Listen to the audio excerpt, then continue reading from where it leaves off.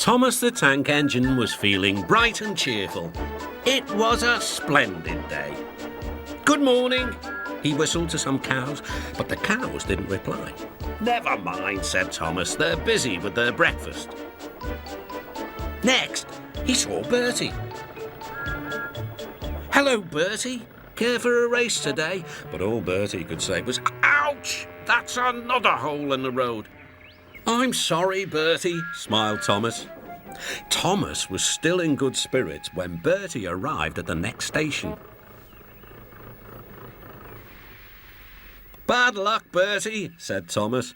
"Now, if you were a steam engine, you would run on a pair of reliable rails." "Huh," replied Bertie. "The railway was supposed to deliver tar to mend the road 2 weeks ago. You can't trust a thing that runs on rails." "I run on rails. You can trust me, Bertie. I'll see if I can find out what's happened." Thomas left Bertie and made his way along the branch line towards the big station by the sea. James was snorting about in the yard. "It's too bad. Percy goes to work at the harbour and I do his job, here, there and everywhere." "Take that!" "Ooh!" groaned the trucks. "Just you wait, we'll show you." Gordon laughed. "I'll tell you what, James, if you pretended to be ill everywhere, you couldn't shunt trucks here or go to the quarry there, could you?" "What a good idea," agreed James. "Look, here comes Thomas. I'll start pretending now." Thomas was sorry to see the engines looking miserable. "Cheer up, it's a beautiful day." "Yes," grumbled Gordon, "but not for James." "What's the matter?" "He's sick," replied Gordon.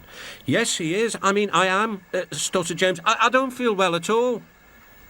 "Don't worry," said Thomas kindly. "I'll help out if you're ill." Gordon and James sniggered quietly to each other. Some of James's trucks were coupled behind Thomas, and he steamed away to the quarry. The trucks were still cross. "We couldn't pay James back for bumping us, so we'll play tricks on Thomas instead. One engine is as good as another." But Thomas didn't hear them. He collected all the stone from the quarry and then set off back to the junction.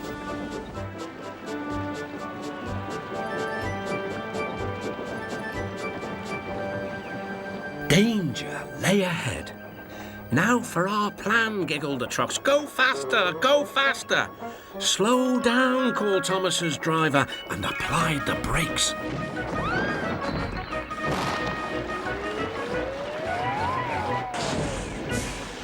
Poor Thomas stood dazed and surprised in a muddy pond as a toad eyed him suspiciously. "Bust my buffers," muttered Thomas. The day started so well, too. Duck pulled away the trucks, and Edward helped Thomas back to the junction. Suddenly, Thomas remembered about the missing tar. He told Edward all about it. "That's strange," said Edward. "A truck full of tar has been left at my station. That must be it. Driver will make sure it gets to Bertie now." Later, James spoke to Thomas. "I'm sorry about your accident," he muttered. "And so is Gordon. We didn't mean to get you into trouble." "No, indeed," spluttered Gordon. "A mere misunderstanding, Thomas. All's well that ends well." Just then, Bertie arrived. He looked much more cheerful. "My road's being mended now." "Oh, I am glad," replied Thomas. "Thanks for all you did. Now I know I can trust an engine, especially if his name is Thomas." Gordon and James puffed silently away to the shed. But Thomas still had company.